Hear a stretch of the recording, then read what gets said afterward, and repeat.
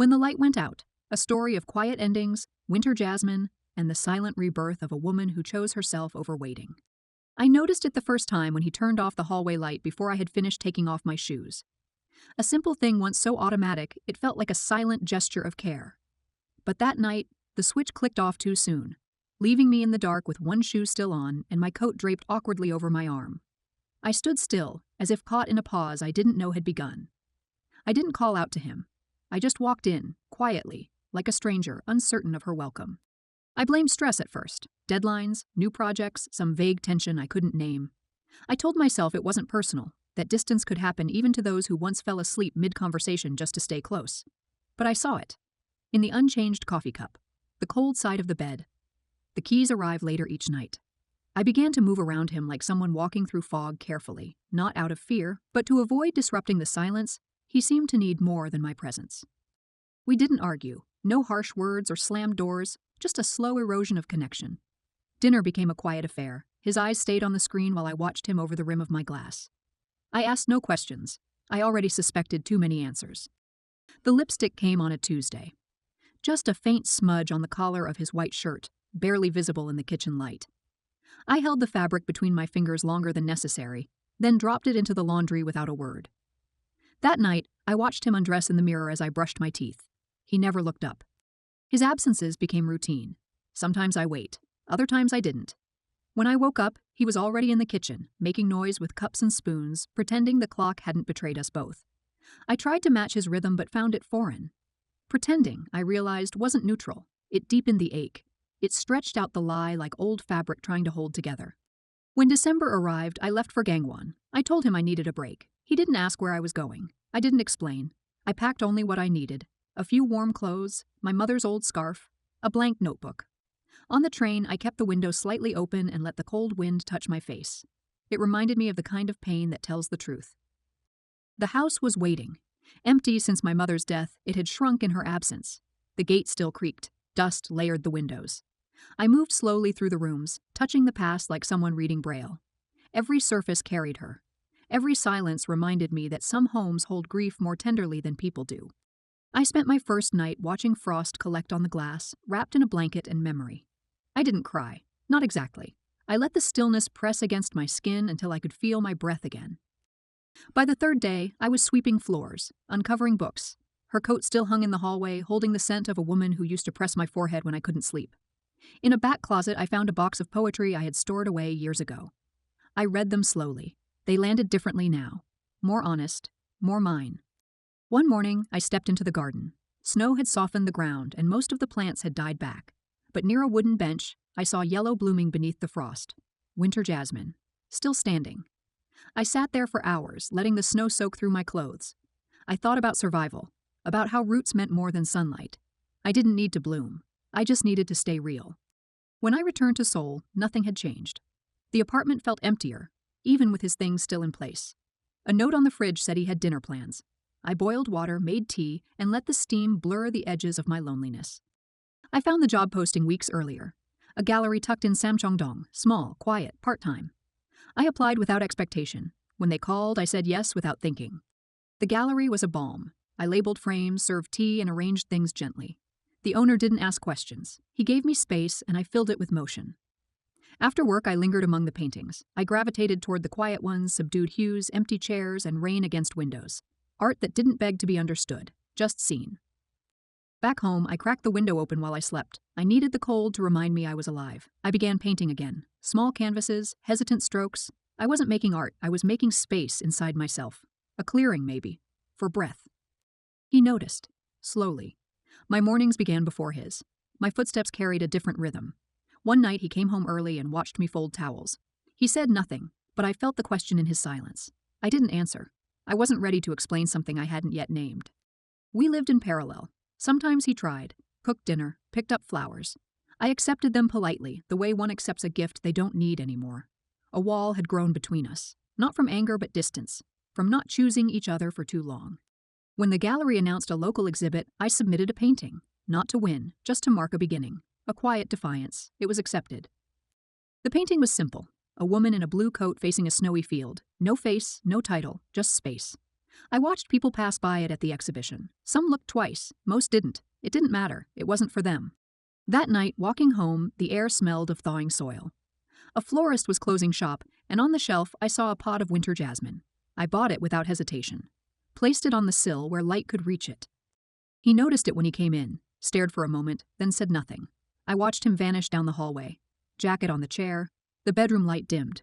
Familiar. And that's when I knew. The waiting had ended. Not with tears, not with betrayal, but with clarity. The woman I had been was no longer in that apartment. I began packing in pieces. The silence lingered long enough to teach me that leaving doesn't always require confrontation, just a final decision. Books first, because they were mine before he was. Then clothes, paintbrushes, a ceramic cup I had bought on a whim in Jeju. I left the plates, the framed photos, and the coat we once shared. I didn't want to take what belonged to that life. I moved out on a Sunday morning just after dawn. The sky was a pale blue, streaked with the color of unresolved dreams. He was still asleep. I didn't wake him. I closed the door without a sound, locking it gently behind me. There was no note, no explanation. I knew he would look for one, but I had none to offer. I had already said everything in the spaces between my words for months. The apartment I found was small, nestled above a bakery that smelled of butter and early hours. One bedroom, a narrow kitchen, and a window that opened toward the east. I filled it slowly. A desk against the wall, a chair I picked from a second-hand shop, and a kettle that whistled like memory. Nothing matched, but everything felt chosen. I brought the jasmine, placed it on the windowsill. I watered it each morning. It took time, but new buds began to form quietly, deliberately. It was the only thing I took from the past that still had the will to bloom. Days fell into rhythm. I walked to the gallery in the mornings. The city felt different now, as if I was seeing it not as a passenger, but as someone steering her own course. I began to recognize the barista at the corner cafe, the old man who walked his dog along the river, and the schoolgirl who waited at the same crosswalk each day. Their presence formed a quiet net that held me. At the gallery, I was asked to curate a small collection of winter-themed paintings. I sifted through portfolios, selecting pieces not for their brilliance, but for the feeling they carried. Cold benches, a single scarf left behind on a fence, footsteps in snow that disappeared before reaching the edge of the frame. I found solace in things that didn't need to be whole to be meaningful. One evening, I stayed late and painted in the back room. I wasn't sure if I was creating shapes, shadows, or a figure at a window. The strokes were more confident now, less tentative. There was strength in the unspoken. I didn't sign the canvas. Some things don't need names. Occasionally, I passed familiar streets, a restaurant we once visited, the park where we had once argued in hushed tones beneath cherry blossoms. These places no longer pulled me under. They whispered, but I didn't stop. The woman who once waited beneath that tree was no longer mine to return to. News of him reached me in fragments.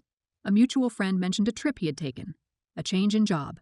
A photo surfaced once of him at a company event, smiling, his hand casually resting on a woman's shoulder. I felt nothing sharp, just a distant ache, like pressing a bruise that no longer hurts but reminds you it once did. I didn't look him up. I didn't block his number either, but he never called. In that I found a strange kind of closure. We had both moved on, quietly, without ceremony. Spring arrived with soft defiance, buds on trees, the scent of soil warming, children running without coats.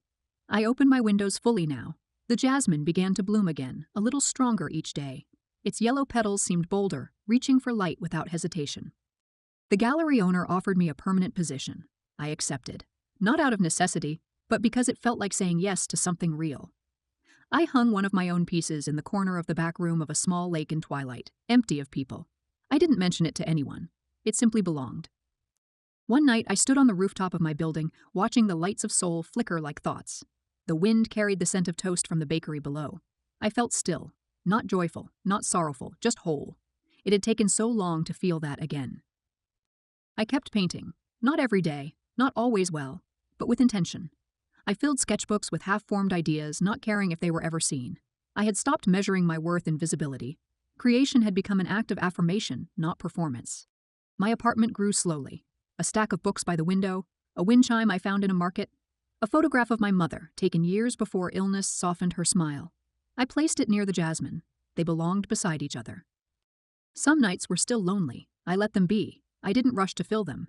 Instead, I let the quiet stretch around me, like fabric that finally fits. I no longer feared the sound of my own breathing in a room by myself. I had become someone I could sit with. One morning in May, I received a letter. no return address. Inside, a single sheet of paper. No apology. Just a sentence. I saw your painting. There was no signature, but I knew the handwriting. I folded it once and placed it between the pages of my notebook. Not as a keepsake, just as a record. Proof that something had been seen. I didn't reply. The past no longer asked anything of me. It had given me everything it could and taken what it needed. That summer, I took a short trip to the coast, alone. I brought a journal, a sun hat, and the Jasmine in a small carrier. The sea air suited it. It bloomed again while I watched waves break and disappear over and over. I sat on the sand with my feet buried and thought of nothing.